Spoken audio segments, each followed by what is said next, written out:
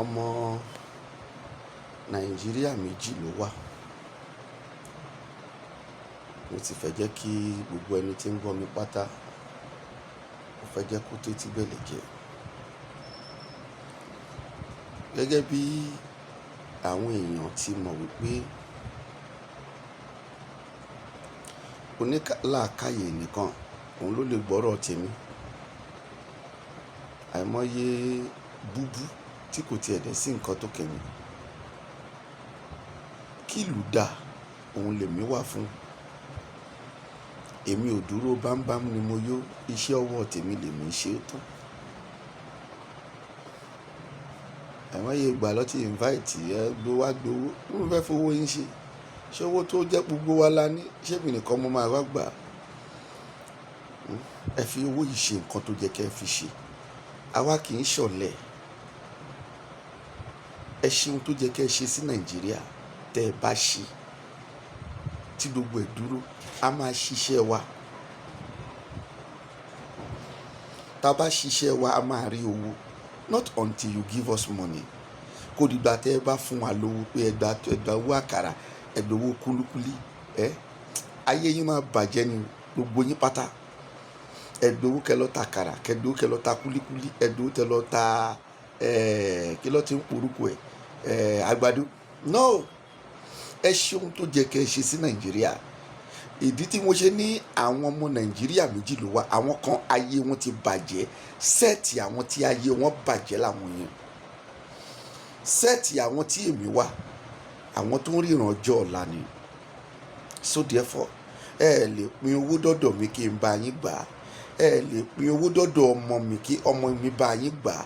Ẹ lè pín oúnjẹ gan kó lóun dúró àti bá yín gbà. Tó gbogbo ẹ̀kọ́ yẹn ni mo ti kọ́ wọn. Ẹ ò lè pín owó dọ́dọ̀ ìyàwó mi kó lọ bá yín gbà. Àwọn àǹtí mi, àwọn ẹ̀gbọ́n mi lọ́kùnrin àti lóbìnrin, àwọn ọmọ bàbá mi, ọmọ ìyá mi, ẹ ò lè pín owó dọ́dọ̀ wọn kó gbà. Tó gbogbo ẹ̀kọ́ yìí òun ni wọ́n ti kọ́ wa. Ìdí tí mo ṣe wá ní ọmọ Nàìjíríà méjì ló wà. Àwọn sẹ́ẹ̀tì kan wà, ayé tí wọ́n ti bàjẹ́.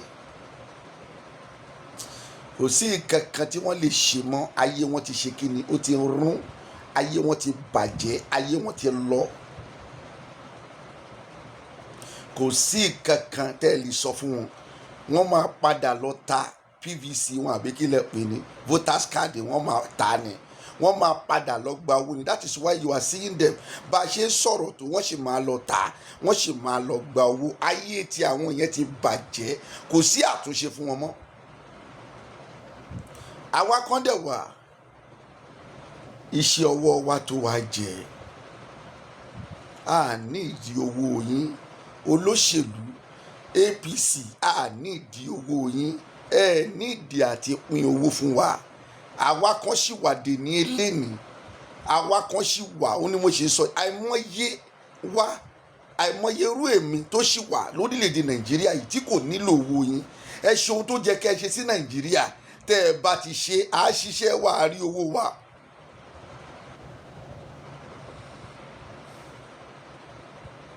Torí sẹ́ẹ̀tì àwọn tí ayé wọn ti bàjẹ́ yẹn, kò síṣẹ́ tó gbé rán wọn tí wọn ò ní lọ ṣe o. Bẹ́ẹ̀ ni mo sọ. So I always tell people, mi ò ń ṣe content creator, I am a prophet. Mi ò gbowó anything tí mò ń ṣe ń bí báyìí. Ohun tọ́lọ́run bá sọ fún mi lèmi wá tàwa sọ. Ẹ jẹ ìyà ní ọdún mẹ́rin tó tún ń bọ̀ yìí tí Tinubu bá wọlé. Ṣebí lára ìyà yẹn òun ló kan èmi Olódodo nínú ọdún tó kọjá tí àwọn ọmọ ẹ̀ ń pariwo ní òwòrò ṣòkí wípé kò sóhun tí a lè ṣe fáwọn ọmọ Tinubu làwọn. Wọ́n dẹ̀ fọ́ one story building mi. Èyí tó péré ẹ̀ ní Saliu Babatunde tí ó jẹ́ pé ìlú ò fi jọba. Secretariat làláwùsá yìí òun ni wọ́n ti dé adélé lórí tí wọ́n dẹ̀ gbé wá pẹ̀lú amọ̀ táǹkì àtàwọn ọlọ́pàá kó lọ jókòó sórí àpèrè bàbá wọn níbẹ̀. Gbogbo wọn ń pariwo ọmọ Tinubu làwọn, kò sí ohun tó máa ṣe fáwọn. ìyẹn làwa ṣe ń tètè sọ fẹ́yìn olódodo ẹ̀ dìde nítorí pé kò sí báwọn olórí burúkú yìí ṣe máa jẹ̀yà wọn tó, ẹ̀yin olódodo máa jẹ nínú ẹ̀. Bíbélì sọ bẹ́ẹ̀. But by the time we stand up, as I am standing up, you are sharing the video. Àwọn èèyàn kan dọ̀, and they are waking up in the brain, they are waking up in the sense, their memory are waking up. I am telling you, a máa kọ́ńkà wọn. Kò sóhun tí ìjọba Tinubu tó máa ṣe fún yín. Ìjọba APC ó wá pa yín run ni, ó wá bà Nàìjíríà jẹ́ ni, wọ́n dẹ̀ wá jí owó.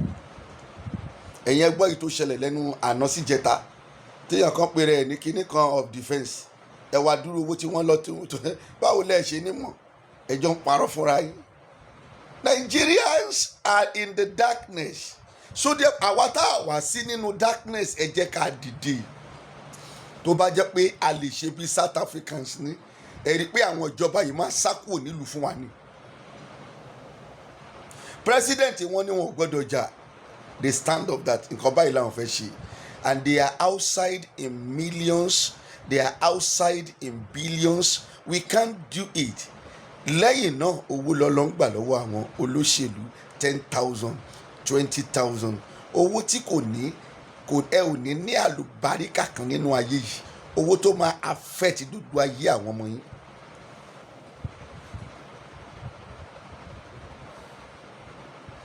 APC ò ní nǹkan kan tó fẹ́ ṣe fún yín. In the next 4 years tí wọ́n tó máa lò, tẹ́ ẹ bá gbà wọ́n láyè, ẹ ríran o, ó máa ba olódodo. Àsọtẹ́lẹ̀ lèmi sọ o. Olódodo máa ké wàyíwàyí. Olódodo tó o bá ti ní ẹ̀mí, tó ní agbára, ó máa ké wàyíwàyí.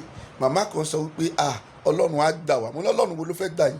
Ẹ̀yin lẹ máa gbára yín. Ṣé Ọlọ́run ló ń gba South Africa lọ́wọ́lọ́wọ́, àbí South Africans, àwọn South Africans ló ń gba ara wọn? Bó tilẹ̀ jẹ́ pé ohun tí wọ́n ń ṣe kò right, but yet ohun tí wọ́n ń ṣe tó right. Ẹ wá sí Nàìjíríà, ẹ wá fix ìlú yín. Come and fix your country. Ọ̀lẹ́ni, why are you going to, because of the country is not good, because of àwọn kan torment yín, why are you leaving the country tẹ́mání ẹ jápa to another country? If not that, ọ̀lẹ́ni yìí, ẹ ò lè jà ogun.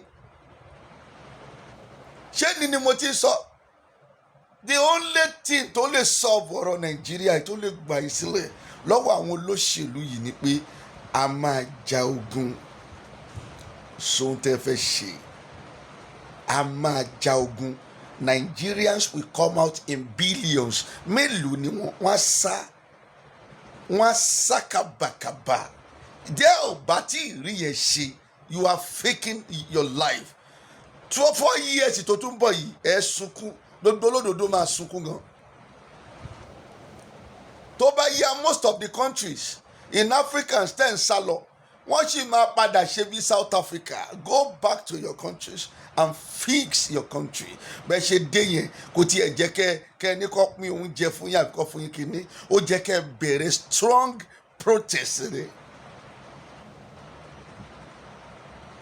Sẹ́ẹ̀tì méjì ló wà. Àwọn kan ayé wọn ti bàjẹ́, wọn kò ṣe é túnṣe mọ́. Ohun tí ó máa tó ṣẹlẹ̀ nítọ̀dọ̀ àwọn yẹn ni wípé wọ́n ń wá ẹni tí wọ́n máa mú kunra táyé wọn jọ máa bàjẹ́ sí.